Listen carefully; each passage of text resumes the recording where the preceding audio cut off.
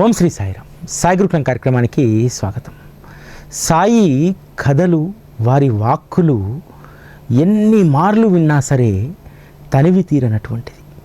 హేమాడ్ పంత్ చెప్తారు, సాయి కథల్లో ఆత్మానంద రసం ఉంటుందట. ఆ ఆత్మానంద రసము సేవిస్తున్నంతసేపు దాహం అధికమవుతూ ఉంటుందట. మామూలుగా మనము నీరుని తీసుకుంటే దాహం తగ్గాలి కదా. శ్రీ సాయి కథల్లో ఉన్నటువంటి ఆత్మానంద రసము మరింత దప్పిక వేసేలాగా చేస్తుందట.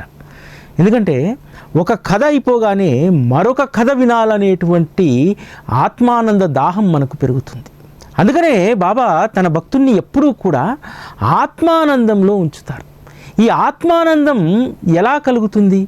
ఎవరైతే సాయి కథల్లో మునిగి తేలుతూ ఉంటారో వారి గొంతులో ఆత్మానంద రసం, ఆ జలం ఊరి అది మనస్సులోకి వెళ్తుంది. ఆ తర్వాత శరీరం అంతా కూడా ఆత్మానందాన్ని అనుభవిస్తుంది. ఇటువంటి ఆత్మానందం కేవలం సాయిని ఆశ్రయించినటువంటి వాళ్ళకు మాత్రమే దక్కుతుంది. సాయి కథల్లో ఉన్నటువంటి మహిమే ఇది. ఎన్ని మార్లు ఆ కథను స్మరణ చేసుకున్నా, ఎన్ని మార్లు బాబా యొక్క వచనామృతాన్ని సేవించిన మనస్సుకు ఆ దాహం అస్సలు తీరదు. ఎప్పుడైతే మనస్సు కథాశ్రవణం వైపు మరలుతుందో, కథాశ్రవణం లేకపోతే ఒక్క క్షణమైనా ఉండలేకపోతుందో, అటువంటి వారి యొక్క జీవితము సుఖశాంతులతో వెల్లివిరుస్తున్నట్టు. మనందరికీ కూడా శ్రవణం అనేటువంటి గొప్ప సాధనను అనుగ్రహించి కష్టాలను కూడా సుఖాలుగా మార్చేటువంటి గొప్ప అనుగ్రహాన్ని బాబా మనకు అందించారు. ఇక్కడ ఇంకొక విషయం ఏమిటంటే, బాబాకు తన కథలంటే తనకు చాలా మక్కువ. ఎవరైతే తన కథలను నిత్యము మననము శ్రవణం చేస్తుంటారో వారి పట్ల బాబా అత్యంత ప్రీతిని, ప్రేమను కలిగి ఉంటారట. అంత అదృష్టాన్ని మనం కూడా అందుకోవడానికి ప్రయత్నం చేయాలి. అందుకనే నిత్యము కూడా సచ్చరిత మననము, శ్రవణము అనేటువంటిది మన నిత్య కృత్యాల్లో అది ఒకటిగా మారినప్పుడు నీ జీవితము మారిపోతుంది. ఇతరుల కంటే భిన్నంగా సుఖ సంతోషాలతో పాటు తృప్తికరమైనటువంటి జీవితాన్ని గడపడానికి సాయి కథాశ్రవణం అనేటువంటిది మనకు మాత్రమే దక్కినటువంటి వరం. అటువంటి వరాన్ని ఎవరు చేజార్చుకుంటారు? ఎవరము చేజార్చుకోం కదా. ఎందుకు బాబా తన భక్తుల్ని శ్రవణం అనేటువంటి సాధనలో ఉంచుతారంటే, శ్రీ సాయి సచ్చరితలో నువ్వు చేయాల్సినటువంటి కర్మలు, నీ బాధ్యతలు ప్రతీదీ కూడా నీ జీవితంలో పిన్ టు పిన్ ఇక్కడ ప్రతిబింబిస్తూ ఉంటుంది.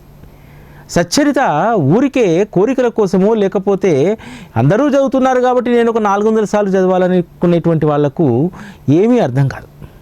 సచ్చరితను ఎవరైతే నిశితంగా అధ్యయనం చేస్తారో వారికి అద్భుతమైనటువంటి బోధ మనసుకెక్కుతుంది. 36వ అధ్యాయంలో హేమాడ్ పంతు ఆ అధ్యాయం ప్రారంభంలో ఒక మాట రాస్తారు. ఈ అధ్యాయంలో రమణీయమైన దొంగతనపు కథ ఉంటుంది అని అంటారు. రమణీయమైనటువంటి దొంగతనం కథలో ఎంత అద్భుతమైనటువంటి సారం ఉంటుందంటే, బాబా ఒక మాట అంటారు, మీకేంటి శ్యామా, మొక్కులు మొక్కుకుంటారు, వదిలేస్తారు. కానీ శ్యామా, నా భక్తుడు అనేటువంటి వాడికి రుణం, శత్రుత్వం, హత్య అనేటువంటి మహాపాపాల నుండి నేను దూరం చేస్తాను. హత్య ఒకటే మహాపాపం కాదు, శత్రుత్వము, రుణము కూడా మహాపాపము. అందుకనే మీరు సునాయాసంగా దేవతలకు మొక్కుకుంటారు. ఆ దేవతల యొక్క మొక్కును తీర్చడానికి నేను ఎంత ప్రయాసపడతానో, అందుకు ఒక్కొక్కరిని ఇక్కడికి తీసుకువచ్చి వారిని రుణ విముక్తిని చేయిస్తాను. మనందరి జీవితాల్లో కూడా ఖచ్చితంగా రుణాలు ఉంటాయి. గుర్తు చేసుకోండి, మీకు రుణాలు ఎక్కడున్నాయో. బాబా అన్నటువంటి మాట, నా భక్తుడు ఎక్కడా కూడా రుణపడి ఉండకూడదు. నా భక్తుడు అనేటువంటి వాడు ఒక దేవీ దేవతకు ఏదైతే మొక్కులు మొక్కుకుంటారో ఆ మొక్కులను తీర్చి రుణ విముక్తుడు కావాలి. రుణ విముక్తుడైనటువంటి వాడే నాకు ప్రీతిపాత్రులు అని అంటారు. 36వ అధ్యాయంలో మొదటగా ప్రస్తావించినటువంటి 2 కథలు, ఆ 2 కథలు ఇద్దరు వ్యక్తులవి. ఒకరోజు బాబా దగ్గరికి గోవా నుంచి 2 మనుషులు జతగా వస్తారు. వస్తే బాబా ఒకరి దగ్గర నుంచి 15 రూపాయలు దక్షిణ అడిగి తీసుకుంటారు. ఇంకొక అతను 36 రూపాయలు ఇచ్చినా సరే బాబా తిరస్కరిస్తాడు. అక్కడే ఉన్నటువంటి శ్యామ అంటారు, బాబా ఇద్దరూ కలిసే వచ్చారు, ఒకరి దగ్గర తీసుకొని ఇంకొకరి దగ్గర తీసుకోకపోతే రెండో వ్యక్తి ఎంత చిన్నబుచ్చుకుంటాడు. బాబా నేనైతే నీలా చేసేటువంటి వాడిని కాదు. అప్పుడు బాబా ఒక మాట చెప్తారు, శ్యామ చిన్నపిల్లవాడు, నీకు ఇవేం తెలియదు.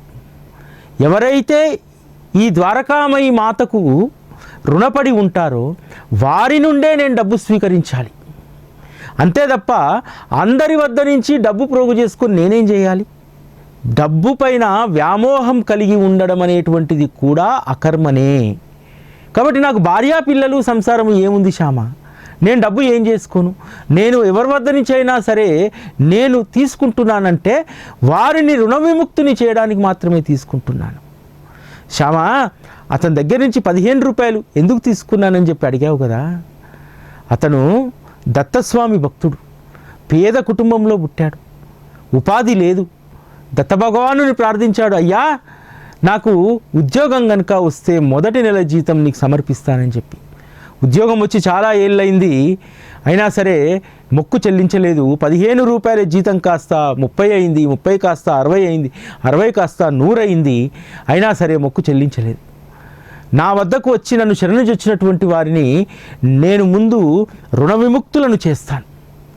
అందుకనే అతని వద్ద నుంచి 15 రూపాయలు నేను దక్షిణ స్వీకరించి అతన్ని నేను రుణ విముక్తిని చేశాను. ఆ వ్యక్తి బాబా చెప్పినటువంటి మాటలు విని ఆశ్చర్యపోతాడు. ఎక్కడో ఒక గిరిజన ప్రాంతంలో ఉంటున్నటువంటి ఆ పేద యువకుడు దత్తస్వామికి మొదటి నెల జీతం మొక్కుకోవడము, పనిలో పడి రేపు అని చెప్పి ఆ మొక్కు చెల్లించకుండానే సంవత్సరాలు గడిచిపోయాయి. కానీ ఇక్కడికి వచ్చిన తర్వాత బాబా నన్ను రుణముక్తిని చేశాడు, నేను దత్తునికి మొక్కుకున్నటువంటి 15 రూపాయలే తీసుకున్నాడు. ఇక్కడ మనం గుర్తుపెట్టుకోవాల్సింది ఏంటంటే, భగవంతునికి మనం ఏది సమర్పిస్తామనుకున్నామో దానిని మాత్రమే భగవంతుడు స్వీకరిస్తారు. భగవంతుని మొక్కు చెల్లించడంలో వడ్డీ లెక్కలు ఏముండవు. భగవంతుడు నువ్వు ఏదైతే చెల్లిస్తానన్నావో, ఏదైతే రుణపడి ఉన్నావో దానిని మాత్రమే స్వీకరిస్తారనేటువంటి విషయం ఇక్కడ బాబా 15 రూపాయల దక్షిణ తీసుకోవడం ద్వారా తెలియజేశారు. ఎంతోమంది ఈరోజు కూడా మనము దేవీ దేవతలకు మొక్కుకుంటాం. బాబా చెప్పినట్టు మీకేముంది శ్యామ, మొక్కుకొని వదిలేస్తారు, ఆ రుణం తీర్చడానికి నేను ఇన్ని యాతనలు పడాల్సి వస్తుంది, అందుకోసం అందరినీ ఇక్కడికి లాక్క రావాల్సి వస్తుంది అని చెప్పి. ఇది సత్యం. మన జీవితాల్లో, చాలామంది జీవితాల్లో చెల్లించినటువంటి మొక్కులు అనేకం ఉంటాయి, అవి రుణం కింద పడిపోతాయి. చాలామంది బాబాకు మొక్కుకుంటారు, మొక్కుకొని కోరిక తీరిన తర్వాత కూడా చాలా జాప్యం చేస్తూ ఉంటారు. 6 నెలల క్రితం పిల్లవాడికి ఉద్యోగమో వివాహమో జరిగితే మళ్ళీ 6 నెలలు సంవత్సరాలు గడిచేంత వరకు కూడా మొక్కులు తీర్చుకోరు. అదే మనం ఎవరికైనా వ్యక్తులకు చెల్లించాల్సి ఉంటే పలానా టైంకి ఇస్తామంటే ఇవ్వమా? కానీ భగవంతుని దగ్గర చాలామంది మనం వాయిదా వేస్తూ ఉంటాం. ఆ వాయిదా వేయడం వల్ల నువ్వు మూట కట్టుకునేటువంటిది రుణం. బాబా చెప్పినట్టు రుణం, శత్రుత్వం, హత్య అనేటువంటివి మహాపాతకాలు. మనకు తెలియకుండానే చాలామంది మనము ఆ రుణం అనేటువంటి అకర్మను మనం మూట కట్టుకొని ముందుకు సాగుతూ ఉంటాం. బాబాకు కానీ మీరు మొక్కుకున్న దైవానికి కానీ ఆ కోరిక తీరిన వెంటనే రుణం తీర్చేసుకోవాలి, లేకపోతే రుణగ్రస్తులుగా అనేక ఇబ్బందులు మనం పడాల్సి వస్తుంది. శ్యామ విషయంలో అదే జరిగింది కదా. ఎప్పుడో చిన్నతనంలో మొక్కుకుంటుంది కదా శ్యామ తల్లి, ఆ తర్వాత ఆమెకు ఆరోగ్యం బాగాలేనప్పుడు మొక్కుంటుంది కదా, అయినా మొక్కులు తీర్చలేదు. బాబా ఒక అద్భుతమైనటువంటి సందర్భాన్ని సృష్టించి జ్యోతిష్యుని దాంట్లో ప్రవేశపెట్టి చెప్పకనే చెప్పించి శ్యామ మొక్కులు చెల్లించుకునేటువంటి ఆలోచనను శ్యామలో కలిగించడం జరిగింది. ఇక్కడ మనం గమనించాల్సింది ఏంటంటే, తనను ఆశ్రయించినటువంటి బిడ్డలు ఎవ్వరూ కూడా ఎక్కడ రుణపడి ఉండకూడదు. అందుకనే తన వద్దకు వచ్చిన వెంటనే ఆ గోవా నుంచి వచ్చినటువంటి పెద్ద మనిషి దగ్గర నుంచి 15 రూపాయలు తీసుకొని అతన్ని రుణ విముక్తిని చేశారు. అక్కడ 15 రూపాయలు బాబా దక్షిణ అడిగినప్పుడు ఇస్తున్నటువంటి ఆ గోవా పెద్ద మనిషికి తాను ఎందుకు ఇస్తున్నాడు, అది ఏ రుణం అనేటువంటిది అతనికి తెలియదు, మర్చిపోయాడు. అంతేకాదు దత్తునికి నాకు తేడా లేదు, మీరు ఏ భగవంతునికి మీరు రుణపడి ఉన్నా ఆ రుణాన్ని కొంతమంది చేత ప్రత్యక్షంగా అక్కడ వెళ్ళి చెల్లింపజేస్తారు, కొంతమంది చేత నేనే ఆ స్వరూపం అని చెప్పి బాబా తీసుకుంటారు. దత్తునికి మొక్కుకున్నాడు కదా, మరి దత్తునికి చెందాలి కదా, బాబా ఎందుకు స్వీకరించాడు? దత్తుడైనా రాముడైనా కృష్ణుడైనా సర్వస్వం సద్గురువులోనే ఉన్నారు. సచరిత్రలో హేమాడ్పంత్ చెప్తారు కదా, దేవీ దేవతలు వారి యొక్క భక్తులను సద్గురువుకు అప్పచెప్తారట. మరి ఆ రుణం వసూలు చేయాల్సినటువంటిది, స్వీకరించాల్సినటువంటిది సద్గురువు యొక్క ధర్మం కదా. అందుకనే ఆ గోవా పెద్ద మనిషి నుంచి 15 రూపాయలు దక్షిణ తీసుకున్నారు. ఇక రెండవ మనిషి గురించి నేరుగా చెప్పకుండా బాబా ఒక కథ చెప్పుకుంటూ వస్తాడు. నేను సముద్ర తీరంలో తిరుగుతున్నప్పుడు ఒక గృహం కనిపించింది. ఆ గృహంలో బ్రాహ్మణుడు ఉన్నాడు. ఆ బ్రాహ్మణుడి ఆ గృహము. బ్రాహ్మణుడు నన్ను సాదరంగా ఆహ్వానించి ఇంట్లో కూర్చోబెట్టి భోజన పలహారాలు ఇచ్చాడు. పడుకోవడానికి అలమారా పక్కన ఉన్నటువంటి ఒక శుభ్రమైనటువంటి స్థలాన్ని చూపెట్టాడు. రాత్రి పడుకున్నటువంటి సమయంలో ఎవరో గుర్తు తెలియనటువంటి దొంగ నేను పడుకున్నటువంటి గది రాయిని తొలగించి నా జేబును కత్తిరించకపోయాడు. 30,000 రూపాయలు తస్కరించబడ్డాయి. నేను ఆ డబ్బు పోయినటువంటి దాంతో ఎంతో దిగులుతో అన్నపానీయాలు మాని 15 రోజులు అక్కడ కూర్చుంటే ఒక ఫకీరు దయదలిచిన దగ్గరికి వచ్చి, నీవు ఒక ఫకీరుకు మొక్కుకో, నీకు ఇష్టమైనటువంటి ఆహారాన్ని ఒకదాన్ని వదిలేసేయి, ఆ తర్వాత నీకు డబ్బు లభిస్తుంది, వెంటనే వెళ్ళి ఆ ఫకీర్ను దర్శించుకోమని అన్నారు. నేను నాకు ఇష్టమైనటువంటి ఒక ఆహారాన్ని వదిలేస్తే దొంగతనం చేసినటువంటి వ్యక్తి యొక్క బుద్ధి మారి తీసుకొచ్చి నా పైసలు నాకు అప్పగించాడు.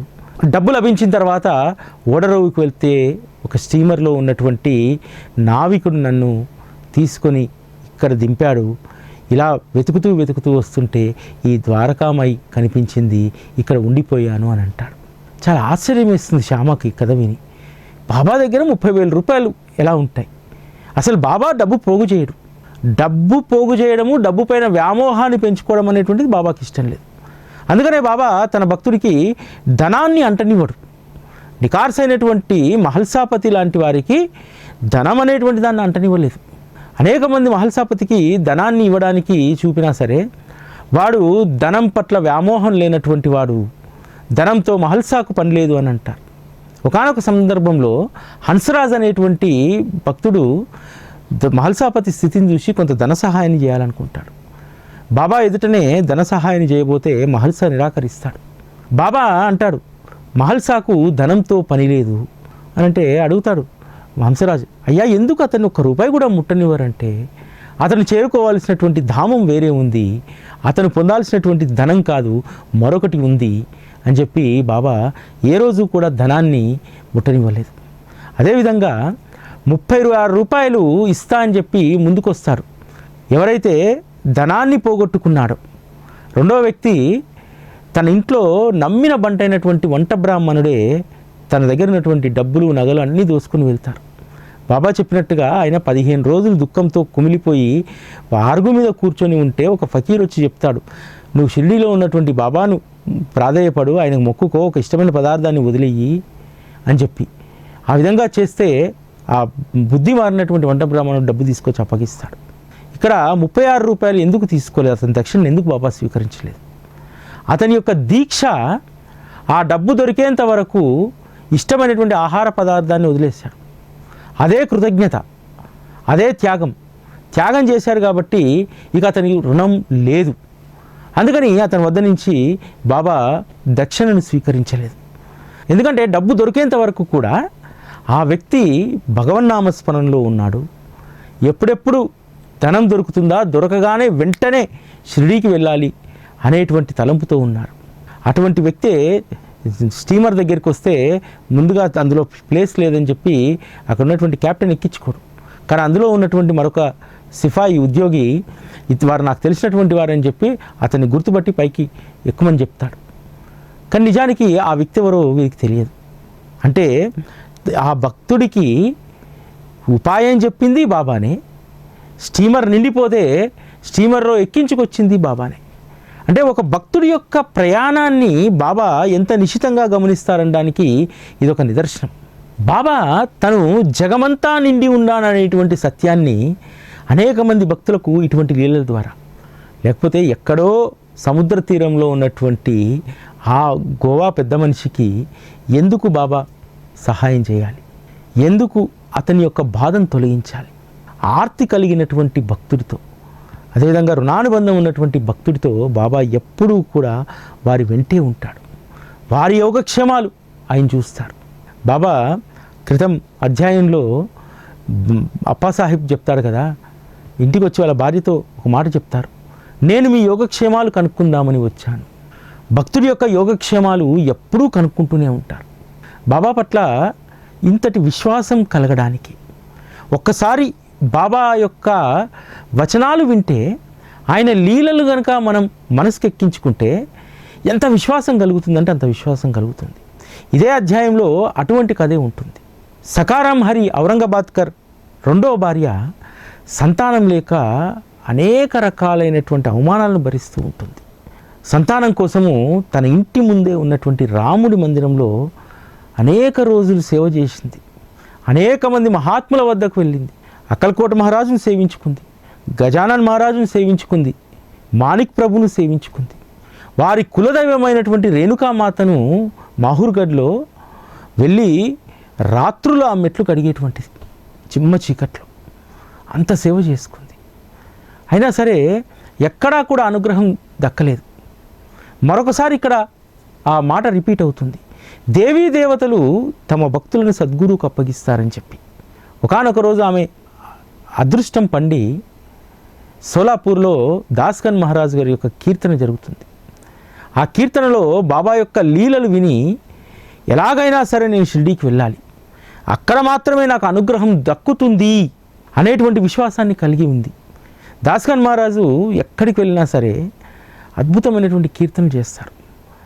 వారు స్తవనమంజరిలో రాసినటువంటి ఆ మాట ప్రతి చోట చెప్తారు, బాబా ఎంతోమంది గొడ్రాళ్లను సంతానవతులను చేశాం, ఎందరో రోగాలను నివారించి వారిని ఆరోగ్యవంతులను చేశాం. ఈ రెండు మాటలతోటి ఎంతమంది షిర్డీకి వచ్చారు తెలుసా? ఆ రోజు ఒక పితాలే అయితే ఏమిటి, అనేక మంది ఆ కథ విన్నటువంటి వాళ్ళు, కీర్తన విన్నటువంటి వాళ్ళు రోగ నివారణ కోసం, మన ఆత్మతృప్తి కోసం, సంతానం కోసం రతన్జీ వాడియా లాంటి వారు, ఇప్పుడు ఔరంగాబాద్కర్ భార్య లాంటి వారు అనేక మంది బాబా చరణాల వద్దకు వచ్చారు. ఎందుకనంటే సత్పురుషుని యొక్క వచనాలు మనం వింటే, ఆయన యొక్క మహత్తు వింటే మనకు తెలియకుండానే మనస్సులో విశ్వాసం గూడుగట్టేసుకుంటుంది. బాబా దగ్గరికి ఈరోజు ఇన్ని కోట్ల మంది భక్తులు ఆయన ఆశ్రయిస్తున్నారంటే, ఆయన పేరును వినగానే, ఆయన రూపాన్ని చూడగానే ఖచ్చితంగా మాకు అక్కడ పని అవుతుందనేటువంటి విశ్వాసం గూడు కట్టుకోవడం వల్ల. ఔరంగాబాద్కర్ భార్య పరిస్థితి కూడా అదే. దాస్కన్ మహారాజు చెప్పినటువంటి ఆ కథ విన్న తర్వాత నా సమస్యకు అంతిమ పరిష్కారం షిర్డీయే. వెంటనే తన సౌతి కొడుకు విశ్వనాథుని వెంటబెట్టుకొని షిర్డీకి వెళ్తుంది. కానీ బాబాకు తన విషయం చెప్పుకోవడానికి ఎప్పుడూ కూడా బాబా చుట్టూ దర్బార్లో జనం ఉండేటువంటి వారు. ఆ స్త్రీ ఆశ ఏంటంటే బాబాను ఒంటరిగా కలుసుకొని చెప్పుకోవాలి తన బాధ, ఎవరికి తన యొక్క సమస్య తెలియకూడదని చెప్పి అనుకునేది. కానీ వీలు కాలేదు. లాస్ట్కు శ్యామను ఆశ్రయించి శ్యామ ద్వారా బాబా వద్దకు వెళ్తారు. రోజు భోజనం అయిన తర్వాత వెనకకు బాబా చేయగడుకునేటువంటి స్థలానికి రమ్మంటే ఆవిడ వెళ్తే శ్యామ చెప్తారు, బాబా ఈవిడకు సంతానం లేదు, సంతానాన్ని అనుగ్రహించండి. ముందే చెప్తాడు ఆవిడకు శ్యామ, ఒక కొబ్బరికాయ తెచ్చుకో, ఆ కొబ్బరికాయ నీ చెంగులో వేస్తే ఖచ్చితంగా నీ కడుపులో బిడ్డబడ్డట్టే. బాబా మహత్తు, వారి యొక్క హస్తం మహత్తు అలాంటిది అని అంటారు. శ్యామ అంటారు, బాబా ఈ కొబ్బరికాయ తీసుకుని ఆమె ఒళ్ళో వేయండి, పిల్లలు కలుగుతారంటే. ఏం శ్యామ, కొబ్బరికాయకు పిల్లలు పుడతారయ్యా, మరీ తమాషా చేస్తున్నావు. లేదు బాబా, మీరు ఆవిడకు ఆ కొబ్బరికాయని అనుగ్రహించండి, తప్పకుండా పిల్లలు పుడతారు, నాకు విశ్వాసం ఉంది అని అంటారు. బాబా ఆవిడకు సంతానాన్ని అనుగ్రహిస్తాడు. కానీ ఎవరి మాటను బాబా నిలబెట్టాడు? శ్యామ ఖరాఖండిగా చెప్తాడు, నాకు విశ్వాసం ఉంది బాబా, కొబ్బరికాయను మీరు అనుగ్రహిస్తే ఆమెకు పిల్లలు పుడతారు. అంత విశ్వాసం ఉన్నప్పుడు భక్తుడి యొక్క విశ్వాసాన్ని నిలబెట్టకుండా బాబా ఎలా ఉంటారు? అంతేకాదు శ్యామ ఎంత చనువు తీసుకొని అంటారు, అమ్మ సంవత్సరం లోపు పిల్లవాడు పుట్టకపోతే కొబ్బరికాయ పట్టుకోనరా, ఈ కొబ్బరికాయను ఈ బాబా తలపైన కొట్టి మసీదు నుంచి పంపించేస్తాపు అంటే. ఇక్కడ బాబా పట్ల ఒక చనువు మాత్రమే కాదు శ్యామకు, ఖచ్చితంగా అవుతుంది, బాబాను నేను తల మీద కొట్టి పంపించాల్సిన పరిస్థితి రాదు అనేటువంటిది శ్యామ అంతరంగం. ఎన్నో లీలలు చూశారు. ఎంతోమంది బాబా శరణు వేడినటువంటి వాళ్లకు, ప్రాణాపాయ స్థితిలో ఉన్నటువంటి వాళ్లకు, ఏ వైద్యము పనికిరానటువంటి వాళ్లకు వైద్యం ఇక్కడ ఫలించింది. ఎంతోమంది సంతానం లేనటువంటి వాళ్లకు ద్వారకామయిలో ప్రవేశించగానే బాబా అనుగ్రహంతో 12 బిడ్డలు పుట్టినటువంటి వారు. దాము అన్న జాతకంలోనే లేదని చెప్పేశారు. ఆపేసే ఇవన్నీ యాగాలు హోమాలు ఏం ఫలించవు అని చెప్పారు. అయినా సరే అవన్నీ ఆగిన తర్వాత బాబా కేవలం మామిడి పళ్ళను ఆ ప్రసాదంగా అనుగ్రహించి దాము అన్నకు సంతానాన్ని అనుగ్రహించలేదా? సద్గురువు పట్ల విశ్వాసం కలిగి ఉంటే అసాధ్యమైనటువంటిది ఇంకోటి లేదు, అన్నీ సుసాధ్యాలే. కాబట్టి విశ్వాసమే ఇక్కడ ప్రధానమైనటువంటిది. ఎప్పుడూ కూడా సాయి వచనామృతం అనేటువంటి ఆనంద జలాన్ని మనం తాగడానికి ఎప్పుడూ కూడా ఉత్సుకత చూపెడుతూ ఉండాలి. ఎందుకంటే ఆ ఆనంద జలం తాగుతున్న కొద్దీ సాయి కథల పట్ల దాహం పెరుగుతుంది. సాయి కథల్లో ఉన్నటువంటి మర్మాన్ని తెలుసుకోవాలనేటువంటి తాపత్రయం పెరుగుతుంది. ఇతర తాపత్రయాలన్నీ కూడా చెదిరిపోయి కేవలం సాయి కథల్లో మునుగాలనేటువంటి ఆ తాపత్రయం మాత్రమే స్థిరంగా ఉండిపోవాలి.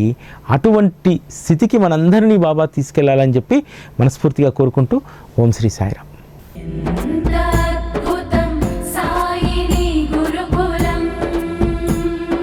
శిక్షణే తప్ప శిక్షలు లేని శరణాగతి సౌదం.